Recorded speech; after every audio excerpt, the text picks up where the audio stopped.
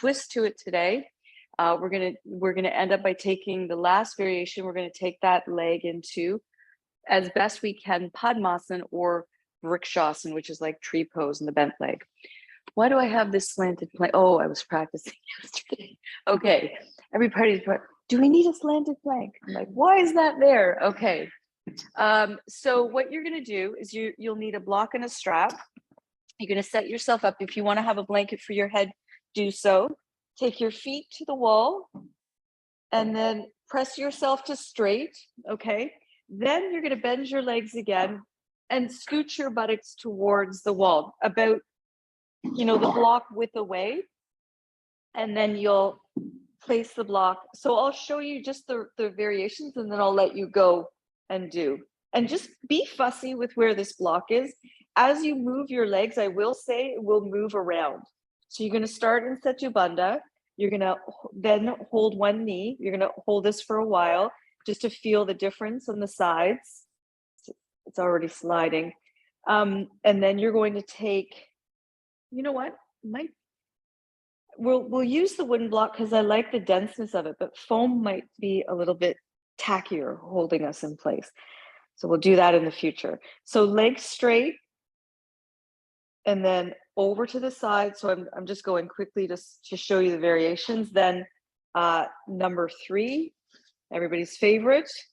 And then what you're going to do is see how I'm holding the strap, and I'm going to reach underneath as best I can and take this leg into either towards Padmasana. And if that doesn't, and see this knee is reaching away. And if that doesn't feel good, then you'll go into Vrikshasana. So you need to just adjust your strap to whatever height you need. And then we'll do the other side. Okay. So take your time, set yourself up.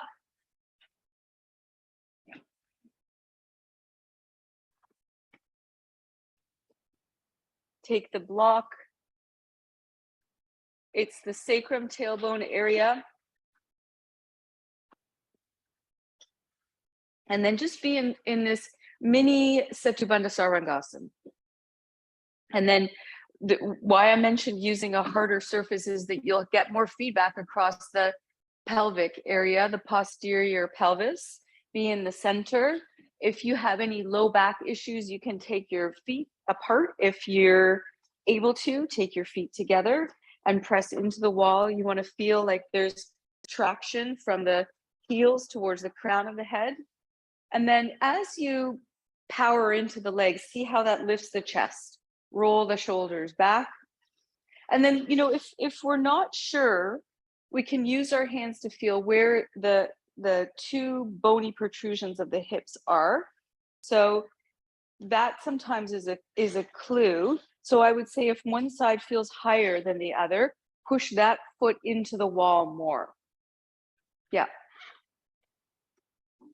Good. Now, if we want to work with the sacrum and the pelvis, we need to be able to connect that to the foot because that's kind of the end of it.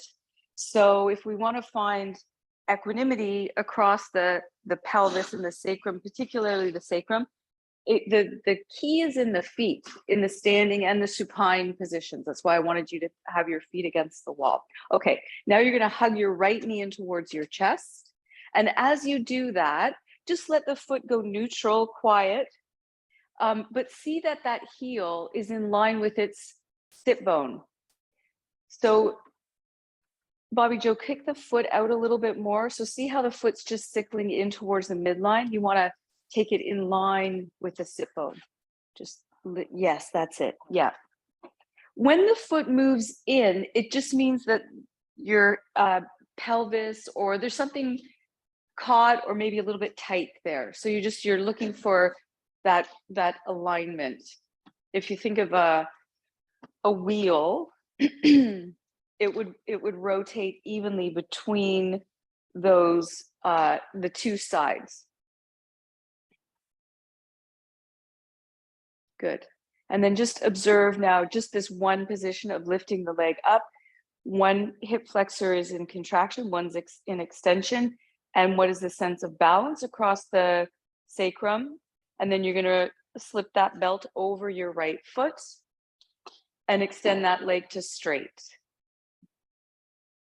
Hold inside the loop with your right hand. If you need more support, you can hold inside the loop with two hands as well. Yeah, okay. And then take that leg to straight. And then as you work there, you're going to take a deep exhalation and draw that right toes towards the right shoulder. And then as you take the right leg forward towards your head side, you're going to press into the left foot more and more. So a little bit work on the foundation and a little bit work on the mobility. So stability and mobility. And find that balance there.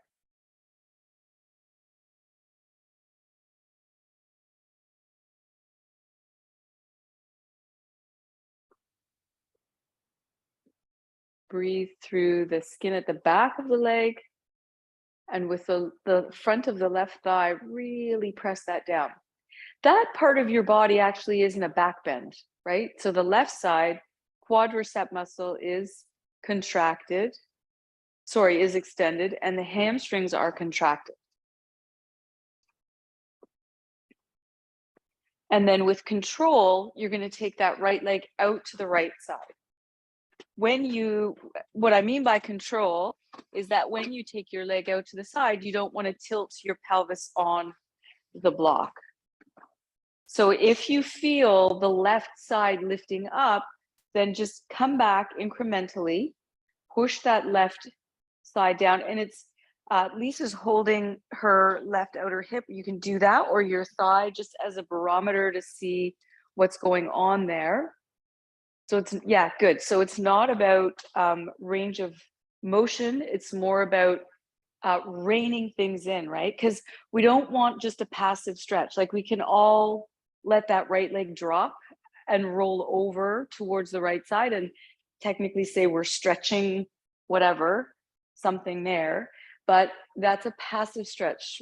You want to also work on strengthening that area that you're stretching or extending.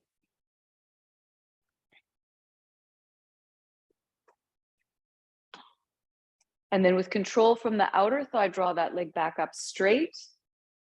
And then inhale, exhale, switch hands inside the loop.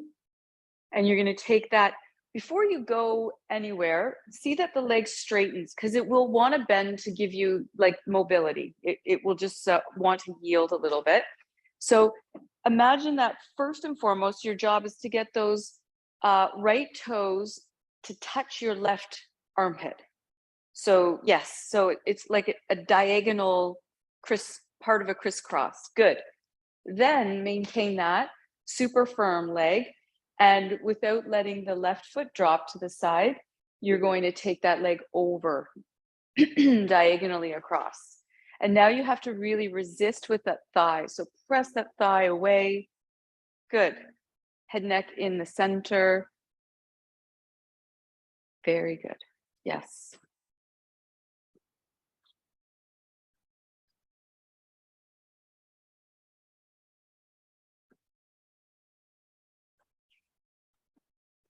So as the two thighs come closer together, they're coming closer, but they're not, fighting with each other. It's like you're bringing yourself closer to yourself, and you're making that space.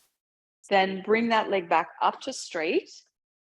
Hold inside the loop with your right hand now.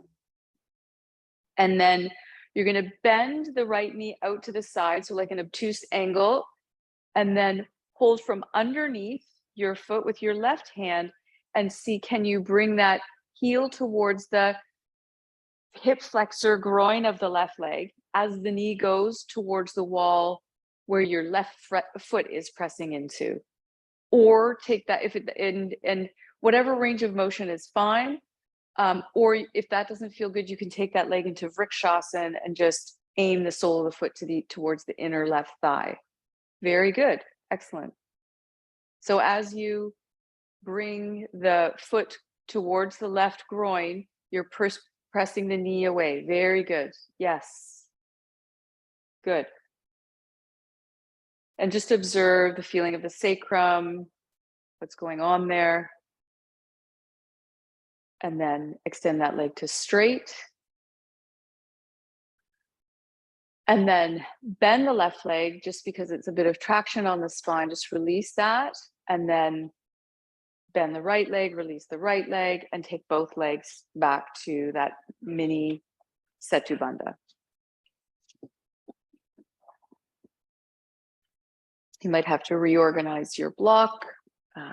And then when you're ready, you'll hug the left knee in towards your chest.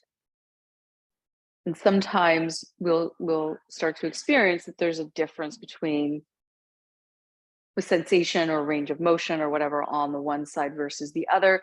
And then see again that the left heel lines up with its buttocks, or sorry, with its sit bone, as opposed to moving in towards the midline. You can keep that foot neutral, left foot neutral, but sometimes it's easier to get it lined up if it's flexed. Okay. And then you're going to put the belt over your left foot, maintain the right foot against the wall, and then straighten.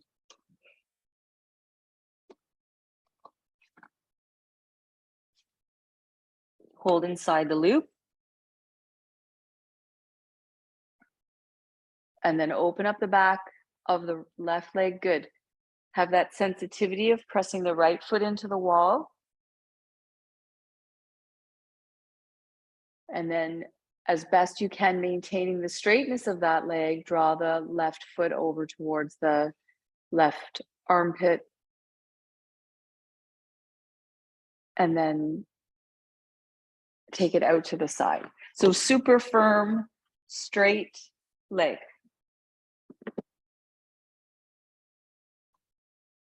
Balance your sacrum.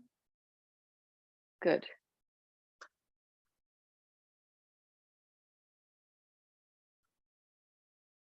If you look at your left inner thigh and or the alignment of the space between the second and the third toe as it is in the center of your knee, if the external rotation on your thigh is not coming so much, you can roll your left toes down towards the floor more and get more external rotation. And yes, good. Yeah. Yes. So that is the full range of motion of the leg in the hip, that 360-degree ball and socket. Then with control, come back up, change the hand position, and then super firm, straight, left toe, right armpit. So yeah, take it up and across before you go to the side. And you'll see the leg will want to bend just to like give you some space to move. But to really get that penetrative, so Raya was talking the other day about what is the difference between a stretch and release. So I would say in this case, we're looking for a release from the tightness we feel. It's almost like a universal tightness. Unless someone is super, almost like hyper flexible, and often in those cases, even with hyper flexibility, they'll feel it because that area, it's like a universal tightness. Yes. So, and it can tell us a lot about how we're kind of carrying ourselves through some misalignments. And so we're not looking for a grand gesture of mobility. It's more about the firmness of that leg to really get that penetrative release. Good. And then come back to the center. Change left hand inside the loop, and then you're going to go for that Padmasana / Vrikshasana variation, just holding the foot from underneath. Good. And take your time. When you're working like this, it's not weight bearing, but you do not want to feel any pressure on the knee joint. And then as best you can, you'll aim that left heel into the right groin. And you might see that you have like a different range of motion on one side versus the other. Good, Andrea. Keep the right foot pressing into the wall and the knee of the left leg pushing it towards the wall. Again, no pressure on the knee joint itself. It's just directional. Yeah, good. Yes.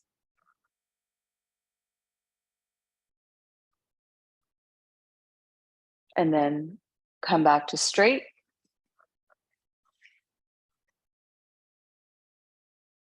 Bend the right leg just to release the traction on your spine. Bend the left leg. And then let's end up again in that mini Setu Bandha, just coming back to neutral. Okay.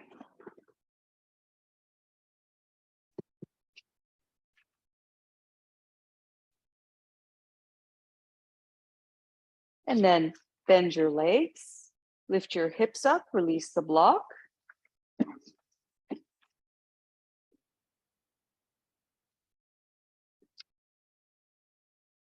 Okay.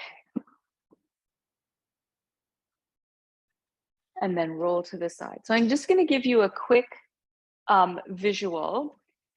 Bobby Joe, I think you're good where you are. Betty, you might want to move in the center of that wall just so you have more space. And Lisa, you could just move down like one station. And then we'll all have enough space for, because what we're going to do is legs up the wall, but we're going wide. Bobby Joe's like, what are we going to do?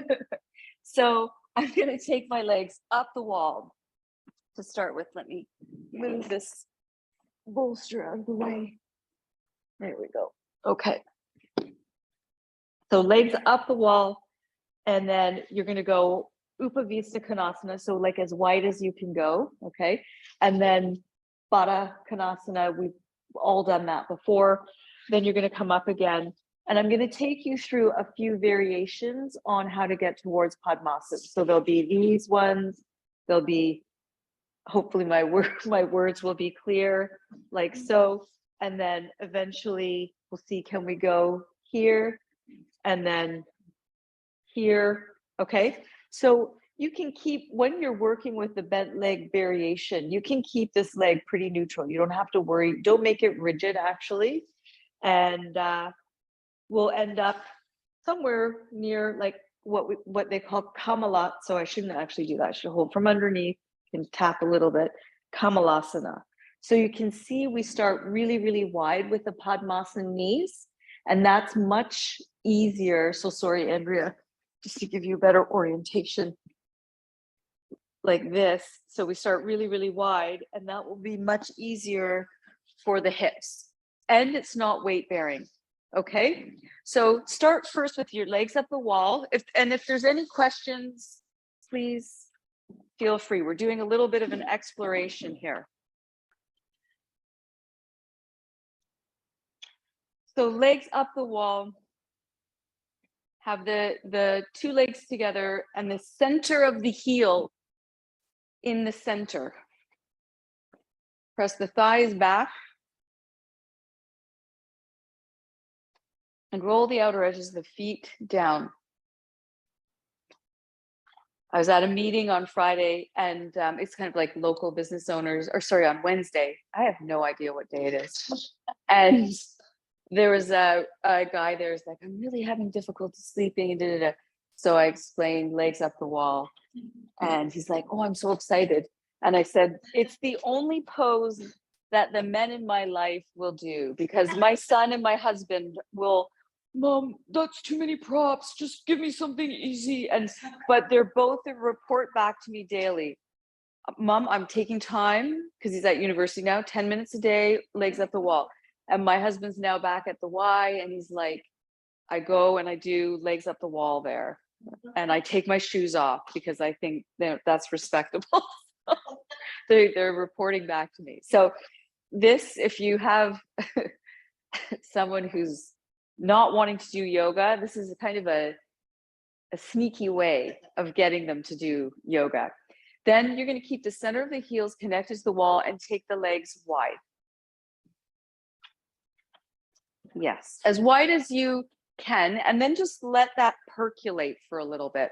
Now, as wide as you can means that you're not feeling any unusually strong stretching or pulling in the inner groin. And then do keep the feet active in that you're keeping the feet flexed as though they were still pressing into the floor or the wall as you had them previously. And be precise with the center of the back of the heel on the wall. And that what that will do, yes, is take it from more of a passive stretch to more of an active stretch. So as the center of the heel is connected to the wall, you'll be able to shore up those outer hips more, right? Rather than just kind of letting everything go. Good. And then feel the balance now between the left and the right side of the sacrum.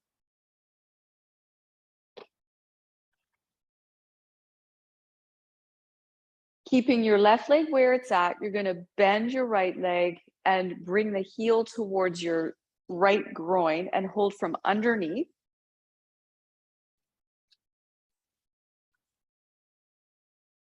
And then with your hand holding that right foot, bring it towards the left inner groin as best you can, towards that like Padmasana shape without force, right? You're just using your hands as a prop here, but it's not to force the foot in that position.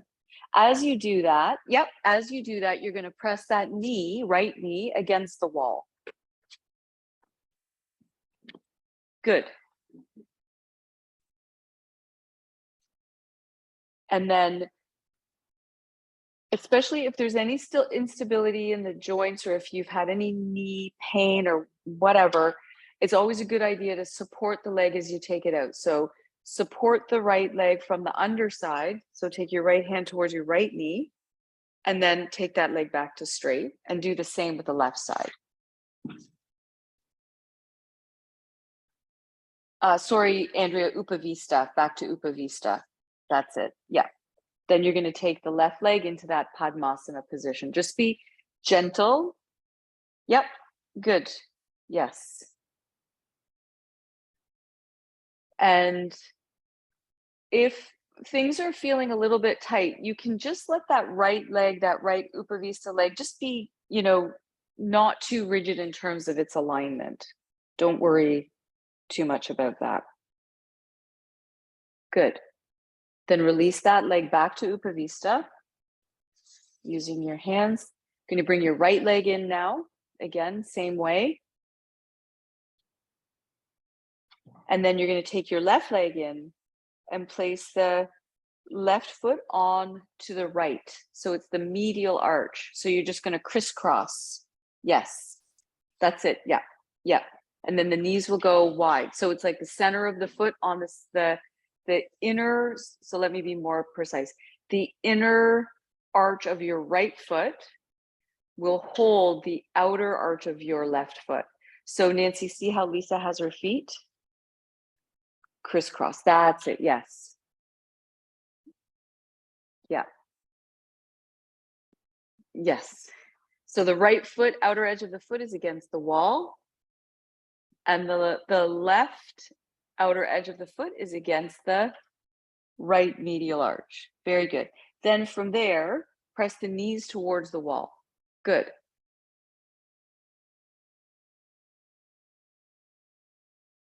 And then hold from underneath the knees, extend the legs up, and then back out to Upavista.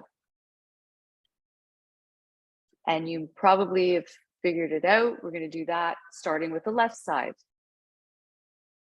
So bend the left leg, left outer edge of the foot stays against the wall, and then you'll crisscross the feet at the medial arch and then draw the knees down and away from you. Yes, good. Yeah, yes. So it's kind of like Baddha Konasana, but different. And then just to observe what the feeling is on one side versus the other.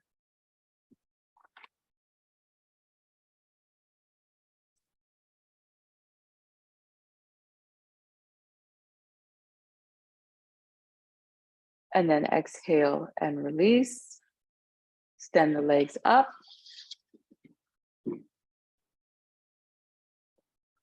And then take the legs out to Upavista again. So the width actually helps. Why we're going wide with the legs, it actually helps create space and helps with that turning of the femur bone into the hip socket. Then you're going to bend the right leg, draw it in like you've been doing, and then bring that right leg as close, or foot rather, as close to the left groin as possible. And then you're going to cross the left leg over it in the same fashion. So draw the left leg in. So you're kind of now in Ardha Padmasana, half Padmasana. Or full. If you can go full here, then then the right leg can come up and over. Yeah. And you'll see, very good, yes, that because we're not bearing weight, the pose becomes more accessible. Good. Wow, look at that. You're going to be on the cover of Yoga Journal. That's excellent. Very good. Yes. And then exhale and extend the legs up. Good, Nancy. Yeah. Then out to Upavista. All right. And then you're going to draw the left leg in and do the same thing. So left leg comes in, heel towards the right groin. So it's at that wide angle. As you take as you take the heel towards the groin, you want to try and keep that knee wide. That's going to help with the space. Then you'll bring the right leg in. And then you're going to take that right heel towards the left groin, and then that's it, Lisa. And then cross the left shin over the right if you can, or keep the right heel going towards the left groin, and then the left leg stays behind it. So it's like Ardha. So Ardha Padmasana. So one leg is in Padmasana, one leg is in Sukhasana. Good. Yes, very good. Okay, let's do this one more time. Extend the legs up, release them carefully, use your hands. Good. Yeah. Then take them wide. And here's what I will say about this practice. If you do this fairly often, you will get quite a good return on your investment, similar to what I usually say about seated Virasana. And this way, because it's not weight bearing, the joints are protected. Okay, let's take the right leg in first, heel towards the left groin. And then left leg comes over. So either you're going to take the left leg into Padmasana. You're right, Nancy. I was screwing things up there. Take that left leg, and then if you can take the right leg over, that's it.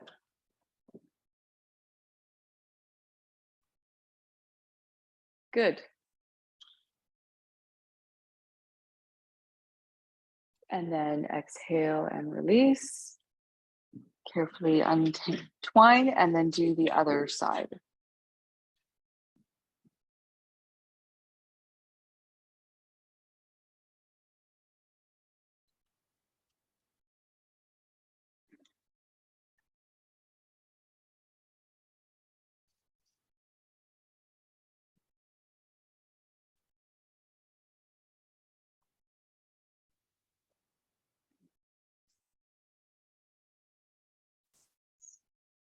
Did you just do that crossing? We'll tend to go back to the one that's a little bit more accessible. Yeah, good. Yeah, very good. Excellent. All right. Made some good progress. Okay, then carefully release and extend. And then take your legs wide one more time. So you know, this practice really comes from Gita observing that students who are really struggling with this Padmasana, which presents itself more in the intermediate series of poses. So she broke it down this way. And again, even if we can't get into full Padmasana, the journey there is so beneficial for the hips. Then you're going to join your legs again, bend your legs, and then roll to the right side to slowly come up. So we have the wall as a guide. The wall can help, but it can also feel a little bit restrictive because it's giving us, you know, some resistance. And so what we're going to do is just one more repetition of what you've done, but without the wall. Okay. So I'm going to lie down on your back and take your legs to 90 degrees. And then see how I'm going to, so you can put this foot, the left foot down, and I hold from underneath. And I'm just, maybe I end up here. That's totally fine. But if I can work it down a little bit, when you're taking the leg in Padmasana, it's kind of like a seesaw action, or almost like a saw coming through wood, which is like you're cutting through the thickness of the hips. So I'm working it down. Okay. Then I'm going to lift this foot up. And then I might take it into half Padmasana, half Sukhasana, or maybe I'm even here. That's fine as well. If I can, I'm going to hold from underneath and take it into full Padmasana. Then I hold my feet, or I hold my legs, whatever. Then I release. And then we'll do the same with the other side, which may be totally different, right? If you can't reach this foot that's coming, like say my hips are tight and I can't reach the foot, I can use a belt to hold that foot. Okay, let's give that a try. So lie down on your back, bend your legs, take the soles of the feet onto the mat. So now you're away from the wall, and then bend your right leg and take the right outer ankle onto the left knee, and then hold from underneath. And then incrementally go for that kind of sawing action. If it's helpful for you, you can take the left foot off the floor, if that feels like it gives you a little bit more play. Good. And then, yep, keep the knee wide. That's good. And then you're going to lift the left foot off the floor, hold from underneath, and see, can you take it into first half Sukhasana, or take that shin up and over. And very good, Bobby Joe. Yes. And take it into full Padmasana. Good. For those of you that found that really easy, first grab underneath your feet with your hands. I shouldn't say easy, accessible. First grab underneath your feet with your hands, and then push those knees away from you. So you're like coming into Matsyasana. Good. Yeah. Good. So feel how even in this supine position,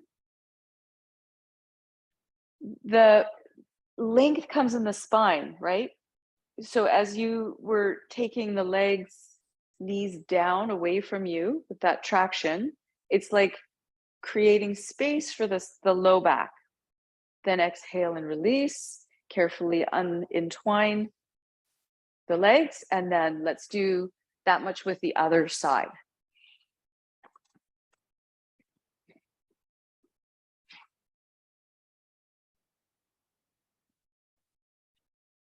Take the left leg over, and work it down.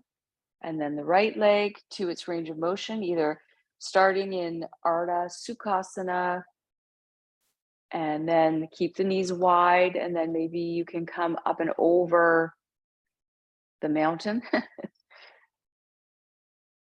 Yes, good.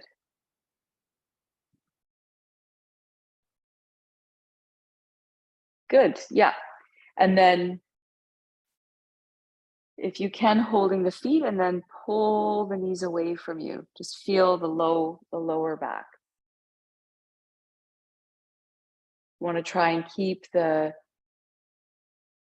Knees wide here. So they're, although, you know, we're kind of bringing things together, the knees resist and press away. Good. Very good. Yeah. So this is how we can work. Bobby Joe's like, I never wanted to do Padmasana in the first place, but yeah, I'll never get out of it. But it's just, this was really good work for the hips, and I'm going to explain to you why as you come out of that and we go into the next phase. Okay. Because we want the full range of motion of the leg in the hip socket, right? When we do this work, it can be demanding on our modern legs. So that's the shape of the asana, to get that full rotation of the femur bone. So now we've been practicing some lunges this week. The good news is we're going to do some more of them, because that leg, I'll show you at the side. So you'll move from Adho Mukha Svanasana, first taking that leg wide. This helps with that movement, right?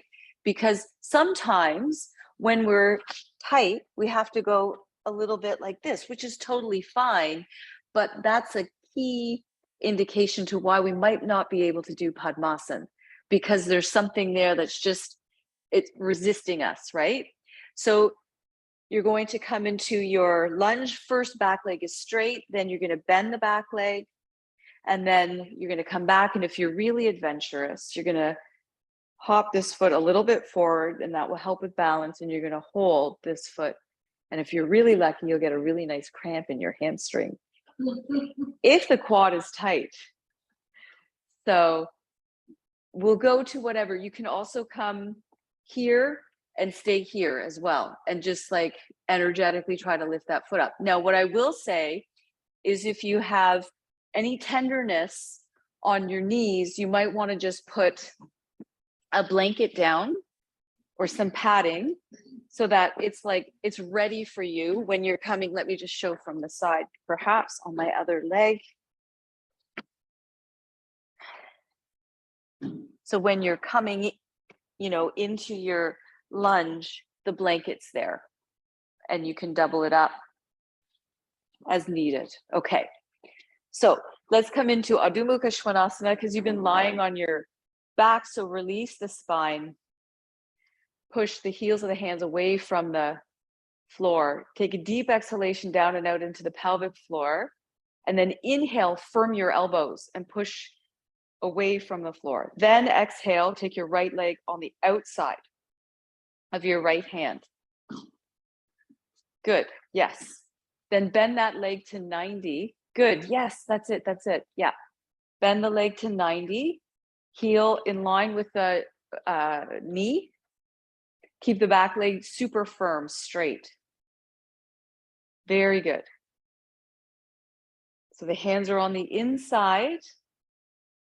And then you're going to take a deep exhalation, carefully lower down that left knee. You can keep, so if there's too much pressure on your left knee, what you can do is keep your left toes curled under, and that will bear some of the weight. If not, you can take your foot flat, metatarsal on the mat. And then let's do this a little bit in increments. Can you take your hands on your right knee? So you're coming into this, yes, it's like you're surveying the land. You're an explorer, surveying the land. Okay. And then maybe come a little bit towards the thigh. Then with your right hand, you're going to reach around on the inside and hold your left foot. Or you can use a belt.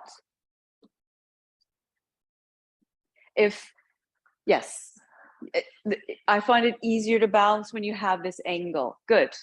And then maybe you can hold with both hands.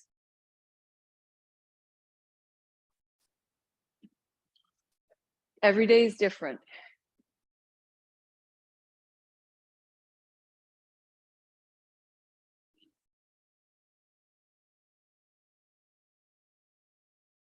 Good. Yeah. Nice, Andrea. Very good. Good. Very good. Excellent. And then exhale and release. Take the hands down. And then make your way back into Adho Mukha Svanasana. Just release your spine, but be firm with the arm position.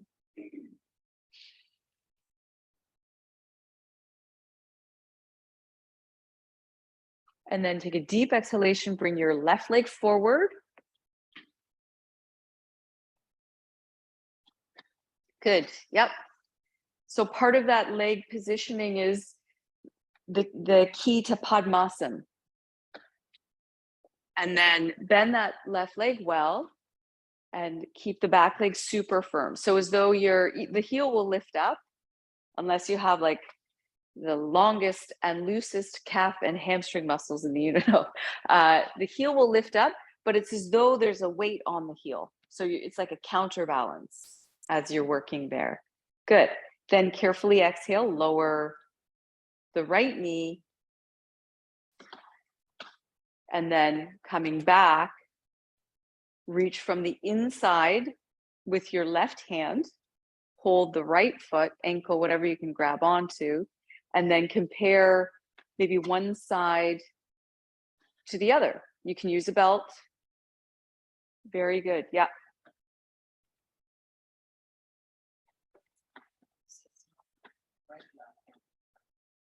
It's the right hand holding the left foot. Sorry, your left leg is forward. It's the left hand holding, yes. So you go from the inside.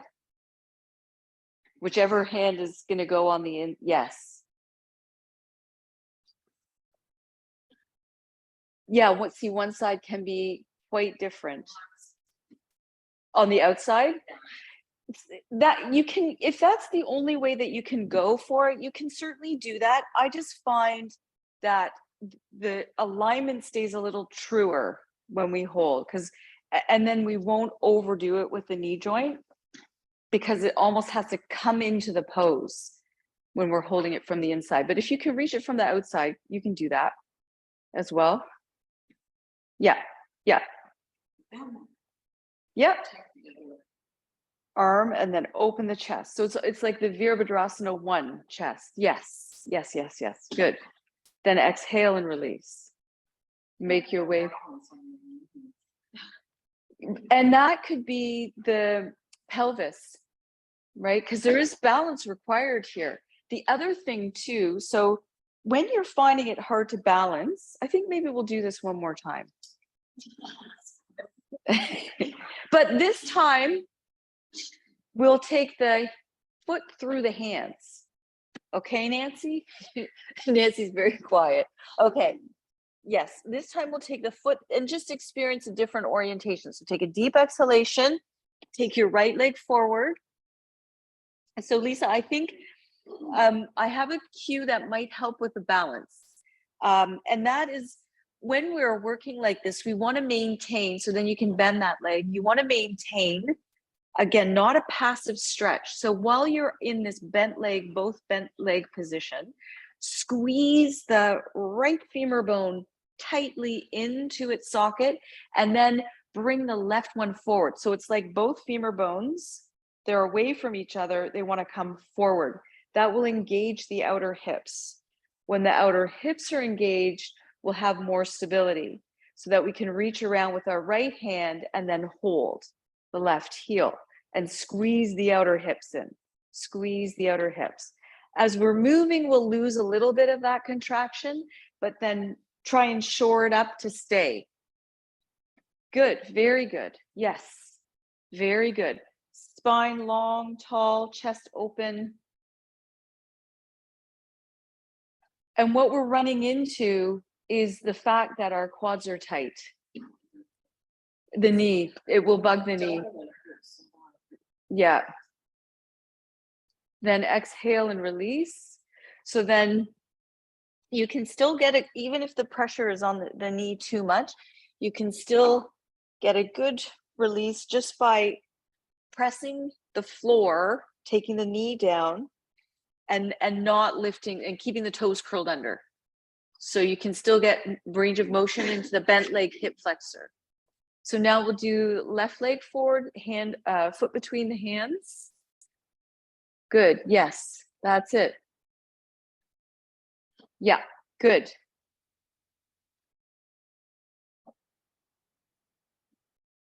Start with the left leg bent, right leg straight, then take your time lower down. While you're in both legs bent position, draw those femur bones towards one another really strongly. Try to maintain that, then walk your hands up. This is also how you can kind of work on balance. Walk your hands up, up, up, up, up, and then reach around and hold. Whew, this one's my tighter side. Yes. Good. And then lift up as best you can.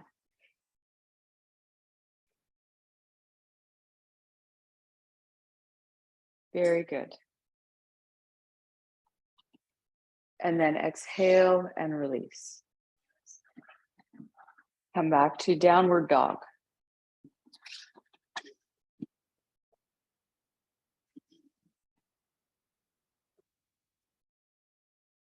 Grab a chair for yourself. Walk it off.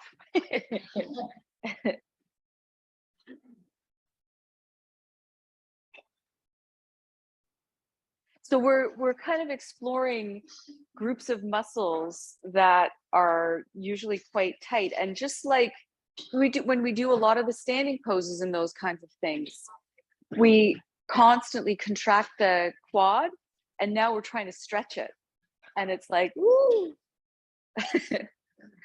So now you're going to do a variation, actually, because if you have a baseboard, you guys should be okay at the straight wall.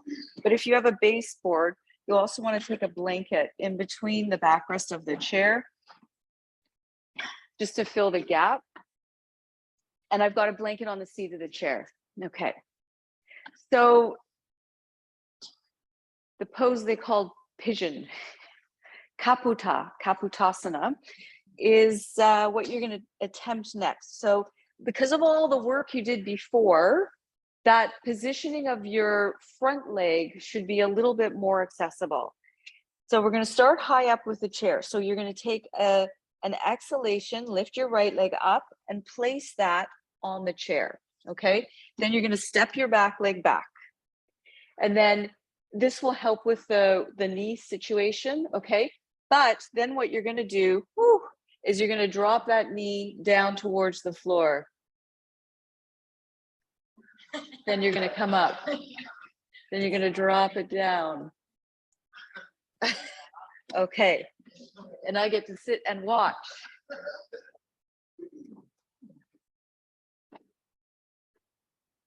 Yeah.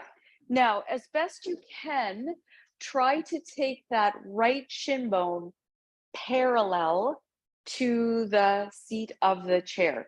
If things are tight, it will want to go diagonal. That's okay. Don't have like a fight with it. But as best you can. Oh, blanket flipping. Let me give you a sticky mat. Okay, I'll be the sticky mat deliverer.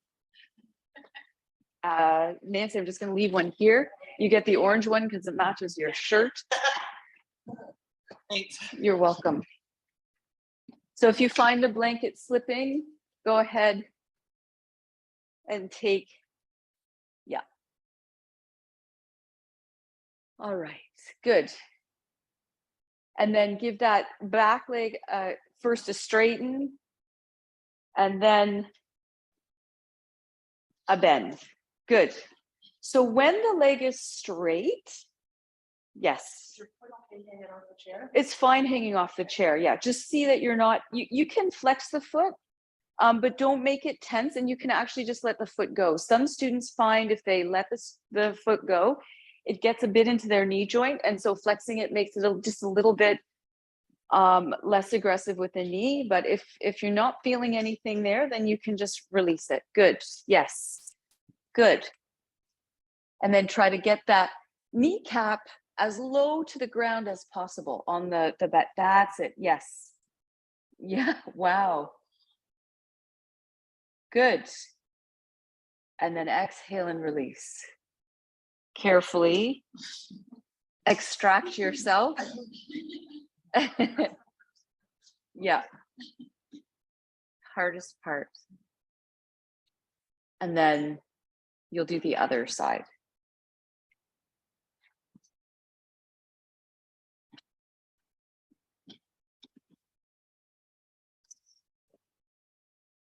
Yeah, good. Yes. So all of the things that you've done are complementary to that external. And why I said, okay, we're going to explore some back bends, because this is the shape of a back bend. Actually, Kapotasana is a back bend.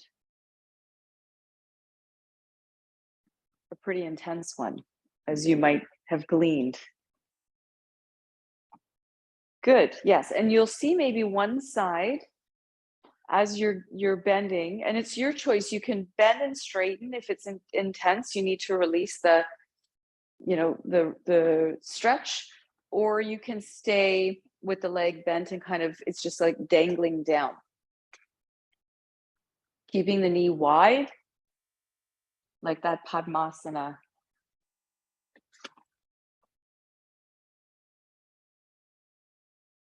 Good, yes.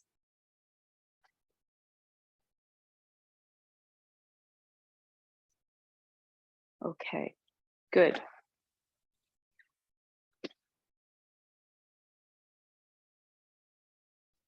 So this is a good way to work. Again, not putting pressure on the joints. Now, we've probably all been in a class where we've done pigeon pose or like a variation of pigeon pose. I don't teach it very often because everybody's body will define this pose a little bit differently. So here's what I will say is, if you'd like to try it in its more classical form, it's actually the pose that everybody calls pigeon pose is really just the very preliminary stage of Kapotasana, because Kapotasana is that bent leg in front, then you reach around and hold your back leg and you take your back of your head to your heel. So the variation everyone calls pigeon is just like walking through the door, not even like entering the building. But you can see how much work needs to be done to get. So you were working like literally in the shape of that, where you're here. So this would be the front leg. Then I would be able to reach around, take that heel up to the back of the head. So a lot of the times the restriction is in the back leg stretch of the quadricep muscle there. So if you're wanting to try it on the floor, we'll do that. I'm going to have you try first with the bolster. If it doesn't feel good, i.e. the knee joint, then go back to the chair, because you can see how the chair is an access point, and in some cases helps a lot with the alignment. So I'm going to show you kind of my favorite way in. So I'm going to have my bolster close by, and I'm going to take a blanket because this mat is quite sticky. So I want to be able to slide. Usually you go from dog pose. There's nothing wrong with the dog pose one, but I find this one keeps me a bit more honest. So, and it's a little bit smoother, the entry. It's not such of a hop, hop, hop if I have to lift my leg and like drag it forward to get into the lunge. So I'm going to start in Baddha Konasana. And then I'm just going to see, okay, how close can I get to the ground in my Baddha Konasana? And this is the barometer. If you can get your knees fairly close to the ground and you can come up and over and lead forward with your chin and get this length, then that floor variation might be accessible to you. If the knees lift up quite a bit, then it's likely you'll need some support, i.e. the bolster, okay? So this is just to see.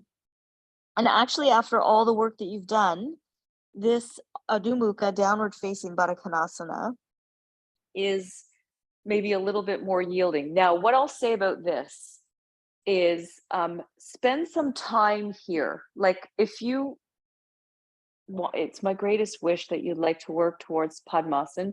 Even if you never really do it, you can get, again, glean the benefit of it. But, you know, if you're here, and this is as far as you can go, put a timer on and just be here. It's lovely, especially if you've had a long day and, you know, you don't want to talk to your partner or whatever, right? And just it really will take some time to get that yielding. Then maybe, you know, you come to 2 blocks or like 1 block or whatever. But this is really a whole big part of that puzzle. Now, that's enough about that. What you're going to do is you're going to come forward and see how I'm laying on my right leg now. I'm trying to like bring the two as close together as possible. And then I'm going to try and take this parallel to the edge of my mat, stay low, and then reach back. Now, if there's a big gap, meaning like my leg is uncontrollable or I'm really lifting up, then I take this and I find this is the best support to have it like horizontal. There's different ways. Sometimes people use blocks, but I like the bolster or at least some rolled blankets because you can sink into it. Okay, so now I'll let you get into that variation and then I'm going to walk you through the rest. Are you going to just hang out there? Good. Yes, that is a good decision. As I would say to my son, make a good decision for yourself. Yes, that's good. Very good. Yeah, absolutely. And the chair is the way in. There's always a way in through the door. We just have to take our time. Now, good. Now, while you're there, what we usually do in this pose is just kind of collapse over the front, right? That actually is a passive stretch, which is not what we're going for today. What you're going to do is try and sit upright. You can hold the edges of your mat and then get that Virabhadrasana 1 shape in your chest. And then maybe take your arms up like Virabhadrasana 1. Good. Yes. That's it. You can also take blocks under your hands. Now we're really going to go crazy. And Bobby Joe, you can do this too, because you can take your chair diagonally in line with your right knee and go to the side now. As you come forward, see what I do with my hands. I'm going to move away from my left side. So I'm going to press my right hand down and stretch my left arm forward. And that's going to get me into a different angle of the leg. Yeah, so then take the bolster. So how do we know we need a bolster is see if the center of your thigh, if you draw a line from the center groin to the center of the knee, if that's not dead in line with the floor, then what you're doing is creating dysplasia in the hips. You should be able to press into that straight leg and put more weight on the straight leg than on the bent leg, right? Because that's why I don't like to teach this pose, because the weight just comes on the knee. Good. Then after you come over to the knee side, you're going to come up and across, press your left hand down and extend your right arm as much as you can and come over your foot, whether your head goes down or not. So we're just getting into that leg at a different angle. Now, I talked about active and passive. Draw those femur bones in towards one another. Shore up the outer hips.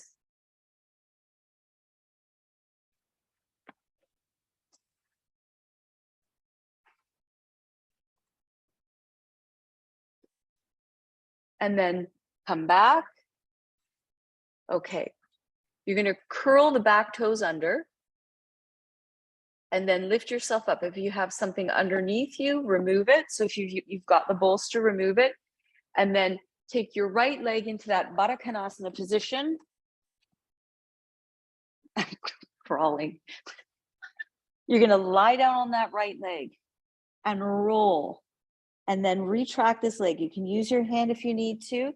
Come back, keep yourself trunk low, trunk low, trunk low. and Adho Mukha. Baddha Konasana. And you'll probably see that you've made some gains there. Not like gain the laundry detergent, but good. All right. So we know what's coming. We have one side left, right? So come low,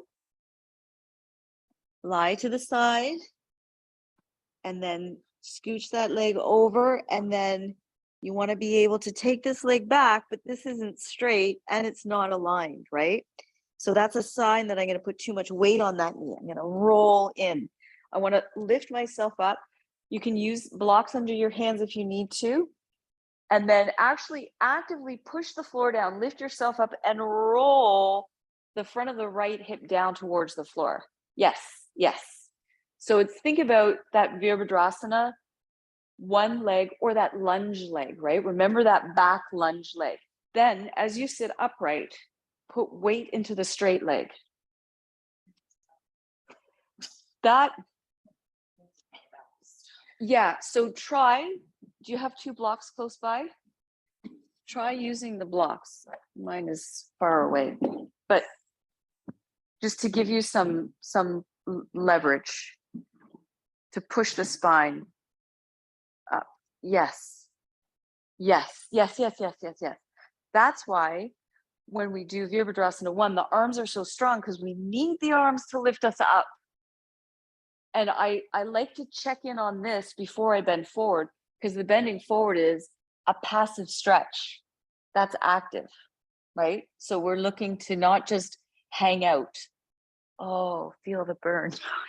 Okay, now you're going to come over to the knee side, up and over. Because you're moving towards the left side, you're going to extend your right arm, and with your left arm, push the floor away. If you use your arms actively, you won't just hang out on the knee. Good. Yes. Good.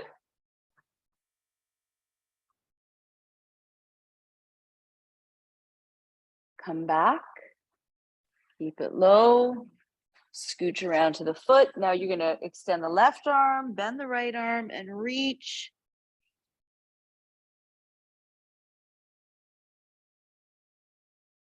Good. Yep.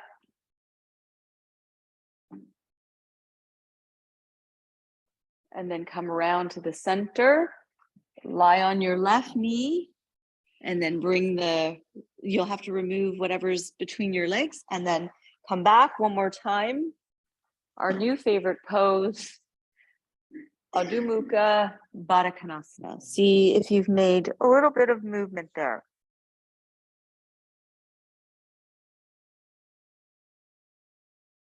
Yep. Good.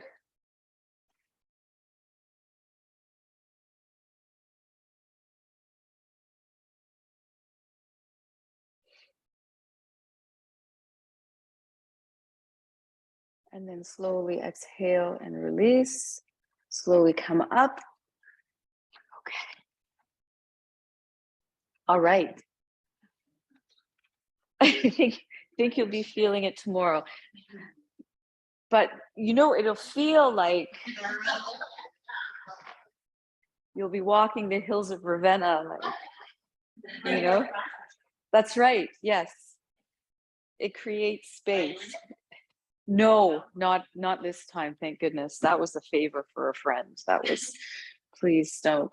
It was very sweet. It was very sweet. But it was freezing cold. It was May and we were outside. And they had one of, not me, thankfully, was in a summer dress. I was like, I think your lips are turning purple. So now you're going to recover from all of that through chair Viparita Dandasana. Okay, so there's a couple ways to do this. If the back of the neck is really tight, then we can support the head and or use a second chair. I'm just going to kind of show you the typical setup, which is 2 blocks at the wall on their vertical angle. And just for demo purposes, I'm going to show with the bolster. Now you'll see I've taken my chair off my mat because I do want it to slide.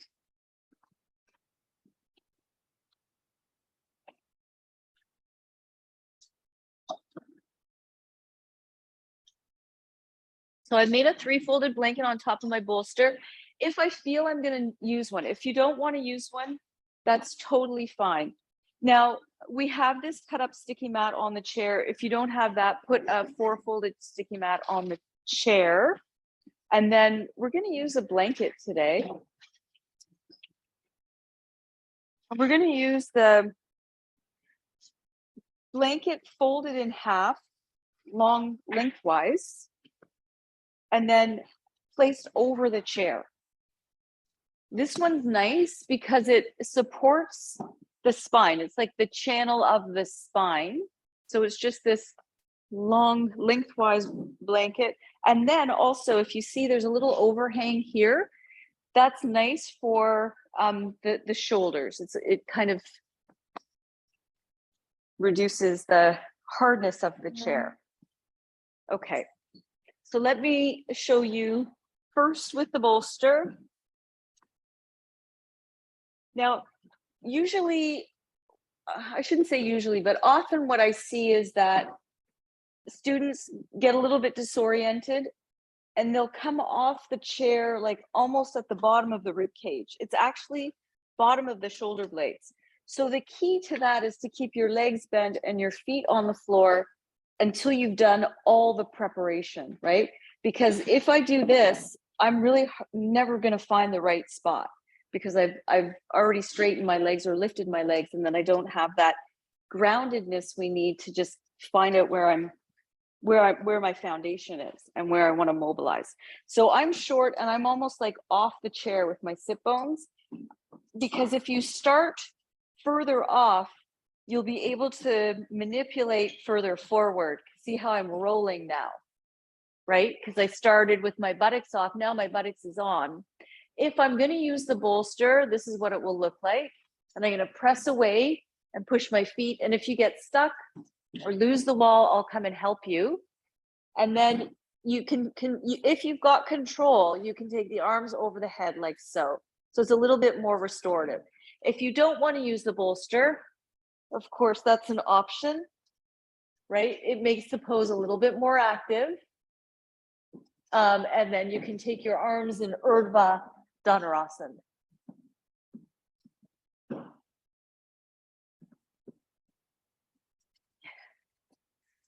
Okay.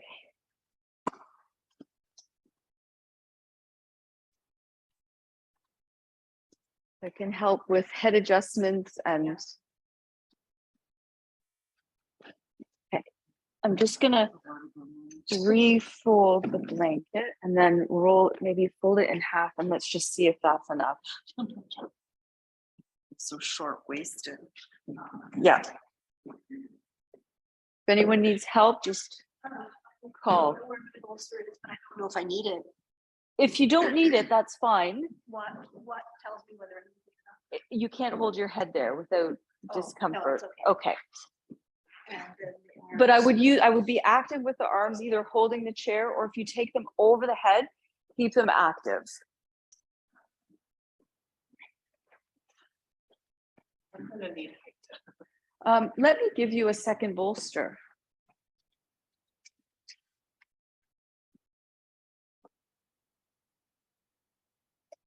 So Bobby Joe, when you go back, it's not like straining your neck. It's just you need more support. Okay. Okay, that's fine. All right. Slowly come back. Good. That's it. Yep. Come a little bit more towards the head side. Little bit. Yes, that's it. Is that okay? In your lower back. Okay. Let's try the blanket under your head and give you a little bit more height. It's better. Okay. And then take your feet to the blocks. I'm just going to give you a bit of a boost here. Yeah. And if you feel it again in your lower back, you can take your feet higher up the wall. Yes. Yeah, that's better.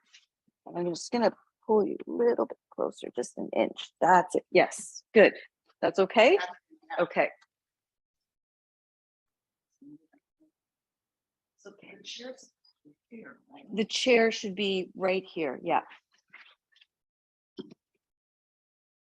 Yeah.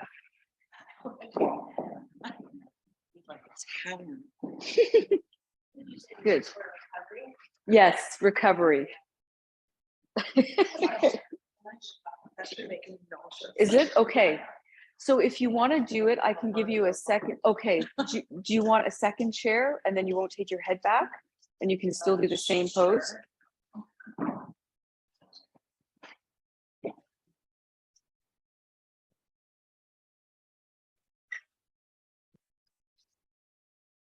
This one I think you'll find is, yeah. Yeah, it can start to stir. So your shoulders going to come off, then just the back of the head. That's okay? Okay, good. So when you come up, bend your legs, take your feet on the floor, and then keep your head back, pull yourself up, pull up. Yes. So Bobby Joe, what I would say is go down, hold it for a short period of time and try it again. So for you, a long hold is probably not going to help. So you just touch it, release. Do you feel nauseous? You're okay? Okay. Just too much. Yeah.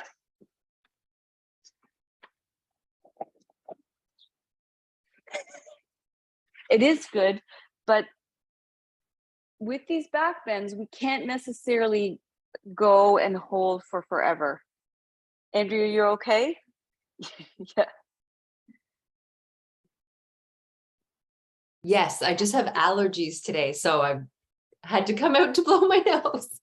It will actually release the sinuses. Good Yeah. to know. Yeah. Headstand, shoulder stand, this variation, full arm balance will release your sinuses. And be careful if you do a neti pot and then go upside down. Okay, then you're going to prepare to come up. So bend your legs. Hold the backrest of the chair. And then keep your head back and slowly just sit in the chair, sit upright. So Nancy, was that bothering your neck after a while? Okay. So next time we'll do a rolled blanket at the neck, and yes, here's what I'm going to do, and I need probably an accountability person, meaning please remind me. When we do restorative next week, I'll show how to do this with a roller at the neck to take a little bit of the pressure out of the pose, because it takes some time to get the head back. Let's do chair broad Vajrasana. So just stay where you are. Take your left hand on the backrest of the chair, your right hand around, and release your spine.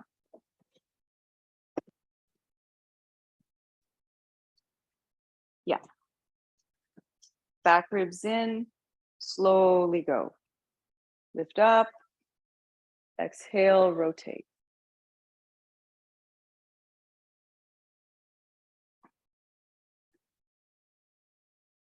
Come back to the center, other side. Back ribs in and up, on an inhalation lift, on an exhalation rotate. Good.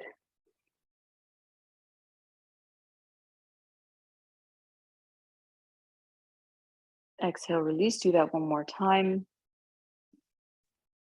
This time, try to integrate the extension of the neck by, as you look over the opposite shoulder, work to take the chin even further away from the chest. So you're looking up, but with soft eyes.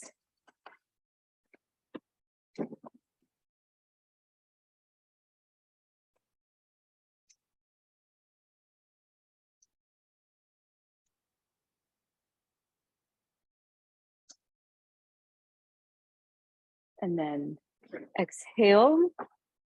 We'll do chair Shavasana to recover. So keeping a blanket on the seat of the chair, are you still doing the other side? Did you do the, okay. As long as you finish up the other side.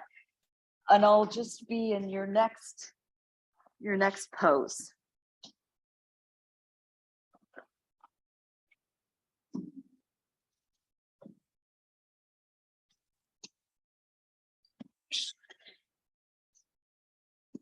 So I'm just putting have bolsters, like whatever blankets you have.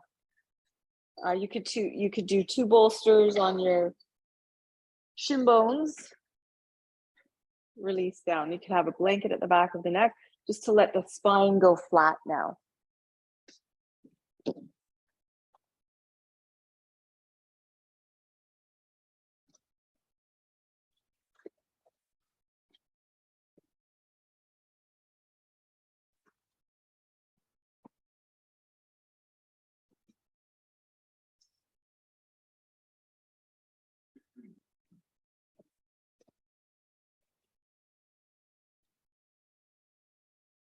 Let the arms go, let the legs go. All the work you did with the legs, especially the femur bone, that movement in the femur bone area, just let them be heavy and release them down.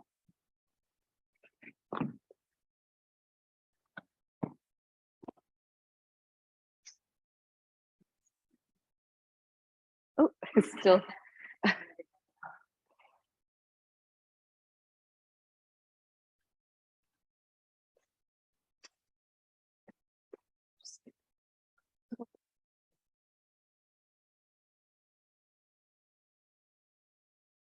Just let those femur bones release down into the hip flexors and make them heavy. Soften the abdomen. Release the arms. Release any tightness that you may be holding in the skin of the back body. Let the skin that touches the floor have almost like a melting quality and yield towards the surface.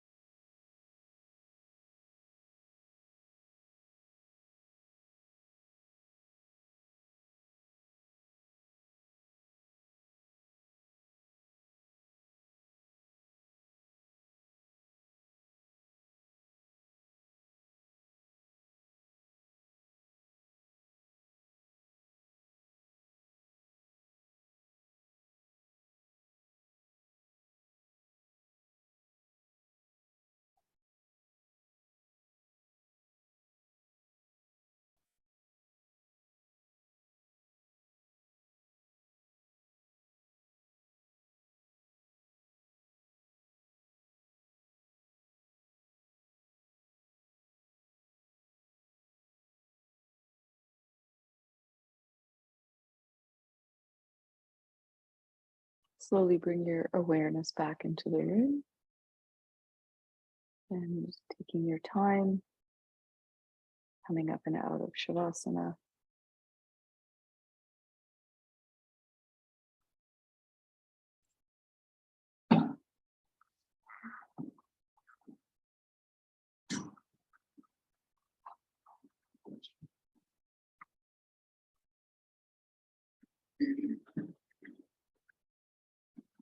So in a lot of cases, that positioning range of motion into the hips is what makes back bends either like accessible or really challenging in certain bodies. And so I thought it would be nice to just spend some time exploring ways in towards the preparatory work towards back bend. So namaste. Enjoy the rest of your Friday, and see you on the other side.